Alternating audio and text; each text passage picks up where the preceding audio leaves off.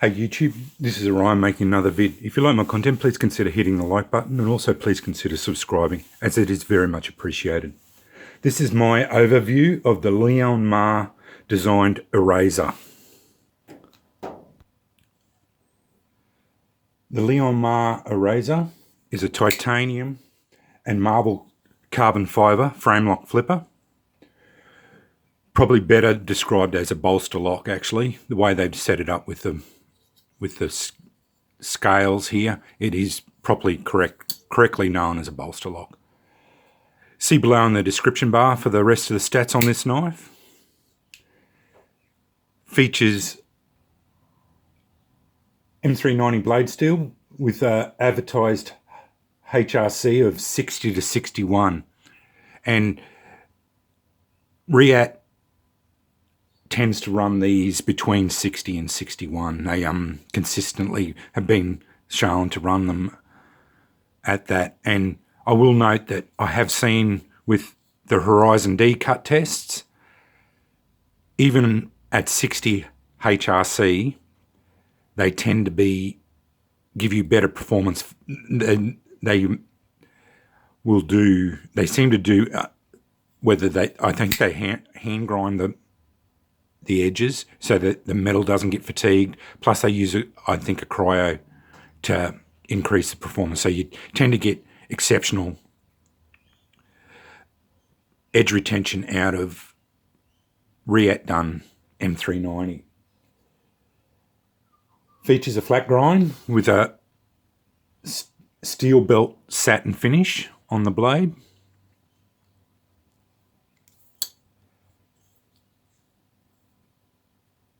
This contoured titanium and marbled carbon fibre frame. Here's showing you the frame.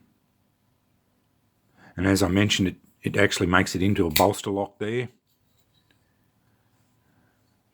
Showing you the M3, the carbon fibre. It's really well done.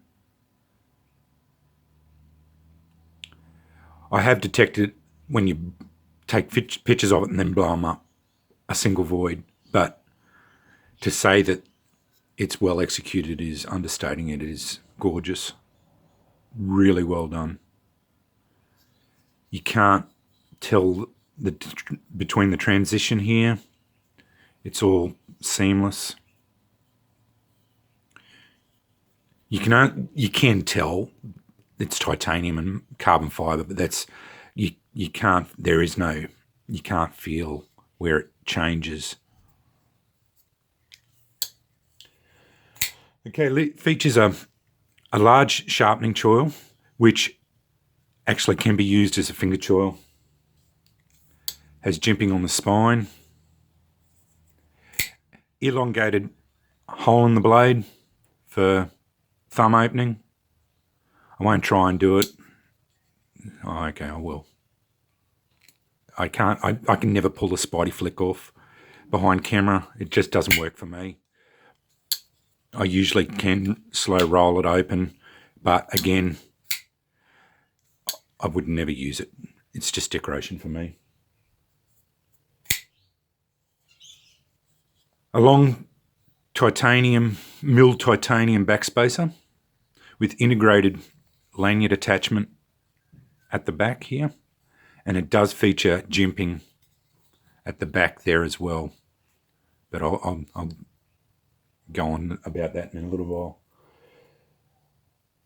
The integrated lanyard post fits non-gutted paracord really easily. And a milled titanium pocket clip, which is right hand tip up only carry. These are designed by Liong Mah and produced by Reate. They are a limited run. There is only 100 pieces worldwide for this knife. Okay, the pros for this knife is its flipping action. As you can see, it's snappy, fires with authority. You can wiggle it shut. I haven't been able to fail it. You break the detent and it fires. even if you try. It's really good. It's excellent. There is a ramp, I think, for the detent ball. There is a ramp here, so you have to actually go a fair way back before you can get it to wiggle shut. Otherwise, if you don't start it back enough, it locks back. It just goes back into the open position, locks back into it, and the lock engages again. But you take it over the detent a fair way and then wriggle it shut. The almost flawless fit and finish on it it's spectacular. It's typical Reate. They do the only, and this it's so nitpicky, but I don't know if you can pick it up on camera. There, slight scuffing on the backspacer, but that means nothing to me. The rest of it, everything, all the lines are clean. It's everything fit and finish on these are spectacular. They're really well done. That's why I put it as one of the pros for the knife. The only cons I can find for the knife is its cost. These are very expensive knives, selling for over $500 Australian. They actually, at the moment, with the way the dollar is, they're more like $670. So it's basically a $700 knife, which for me is a very expensive knife. Anything over $500 I put into that very expensive category. You do pay a premium, and that's the cost of it. Reate tend to be expensive knives as they are. The Liong Mahs are even more expensive. You pay a premium for them, but that's because they are hand finished, and most of the blades are hand ground. So that as soon as you start adding into that hand finishing, it jacks the prices up straight away. And these are limited runs as well, so everything's sort of working to drive that price up higher. But I will say they are expensive knives. That's another con as far as I'm concerned, is it's limited run. They're very exclusive. There's 100 pieces. They do that, which I find strange, is they didn't number them.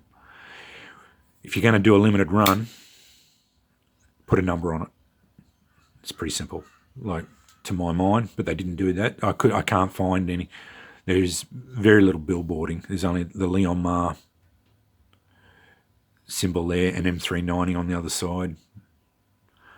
But other than that, there's no billboarding on it at all.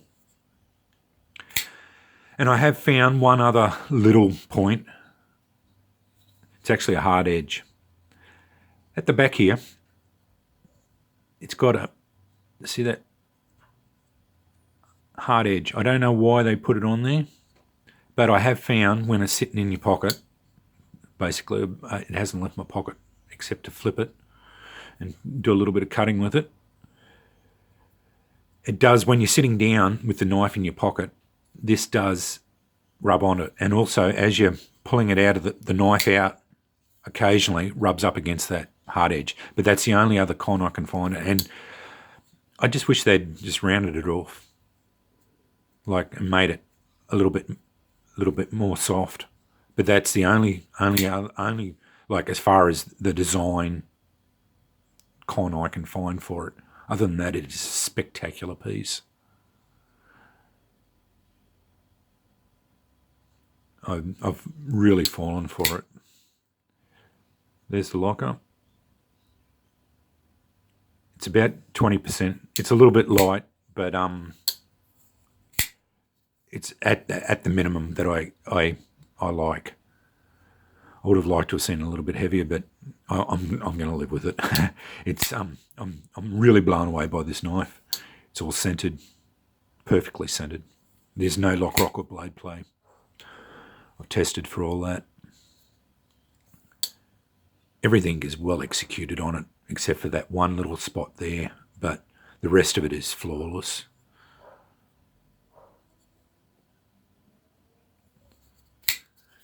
There it is in the hammer grip. Fits my hand.